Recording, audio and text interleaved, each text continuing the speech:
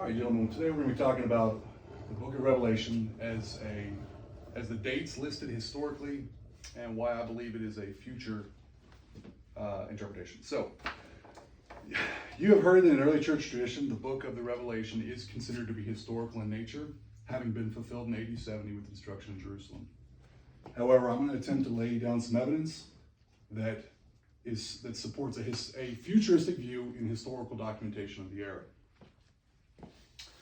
Considering first the words of Irenaeus that were written in AD 180. And he says, "We will not, however, risk pronouncing positively the name of the Antichrist, for it were necessary that his name should be known, distinctly revealed in the present time. It would have been announced by him who upheld the apocalyptic vision. For that was not seen a very long time since, almost in our day, towards the end of Domitian's reign." This is from Irenaeus' Against Heresies, chapter 30, part 3. So what are the evidences that I have here? Let's start with Polycarp, who's the bishop of Smyrna. He's born in AD 69. Documentation from the period states that he, Papias, and Ignatius were all followers and disciples of John the Apostle when he is in the area of Ephesus in Asia Minor. If John is imprisoned in AD 65 under Nero, Polycarp never meets him. He's already on the island, Polycarp's on the mainland. So if we look at that date, it doesn't seem possible. However, if you take a view that he is imprisoned under Domitian in the AD 80s or 90s, then we have time for Polycarp to grow up, be discipled, and take over the church. Not in a bad way. Later, Polycarp writes a letter to the Philippians after the death of John, and he extols their virtue as one of the first churches, and to the point that Paul says that they are the first church. And in his letter, he says it was not so in our day. And the accepted conclusion by Eusebius, who's a church writer that we'll talk about in a little bit, is that at the time of the writing of the Philippians letter in AD 60 or 61, there is no church in Smyrna. If there's no church in Smyrna, who is Christ addressing in 65, if that's the date of the writing of the Revelation? Irenaeus, we already talked about him a little bit, so he gave that wonderful quote. He says that he is an early church historian. He takes the letters of Polycarp, Ignatius, and Papias, and their agreement that the three of them were followers of John, and he begins writing books about them. And he is accepted that his documentation is accurate for the early church. He lived to about, I think it's 210, somewhere right in there before he dies.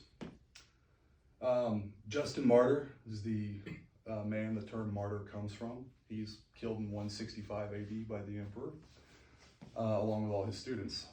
So he is the first a Christian apologist. He writes 2 letters to the emperor and to the Senate, and these are defenses of Christianity and refuting misinformation, if you will, claims against Christianity.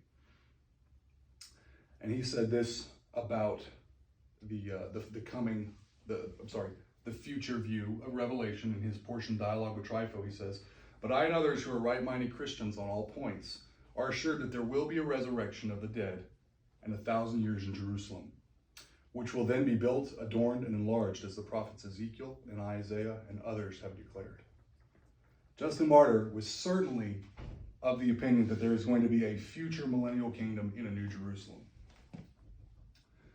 Eusebius of Caesarea is a church historian. He wrote several books on early church history. In book 3, chapter 18, he says Irenaeus has the date right.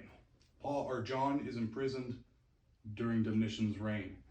And he has several paragraphs talking about the persecution under Domitian being worse than, or at least as bad as, the persecution under Nero. Specifically writing to such a degree indeed that the teaching of our faith flourished at that time that even writers who were not of our faith did not hesitate to mention in their histories the persecution and martyrdoms which took place. And they indeed accurately indicated the time. He goes on to talk about specific people that Domitian punishes who are nobles of Rome with exile to islands, specifically Pontia, which is off the coast of Italy. He goes on to describe how Domitian becomes obsessed with the line of David and sends out orders to find Jude and his grandchildren and wipe them out. The last evidence I want to give is the Syriac Bibles, which were written, the oldest one found is in the 2nd century AD. They are written in Syriac, the language of Assyria, not Cyrillic. But they're missing the book of the Revelation until the 7th century. In AD 616, Thomas of Harcleen, he's on the run. He's been deposed as a church leader. He goes to a monastery and he writes his own Bible. And in it, he begins the book of the Revelation with John, who is imprisoned by Nero. That's the first time historically that anyone says this. It doesn't receive any support until the 900s by Arathis and the 1100s by Theophylact, both of whom were bishops in the Eastern Church. So in conclusion, I want to pose some questions as to if it is an early date of writing, why did Paul's letter to Ephesus differ so much from Christ's letter? They are completely opposites in extolling the church at Ephesus. Why would Paul appoint Timothy to be pastor in Ephesus if John is already there? Tertullian is another of the early church writers. He clearly believes that there's going to be a New Jerusalem and even talks about a vision of the New Jerusalem suspended in the sky above Old Jerusalem in his various treatises on Christianity.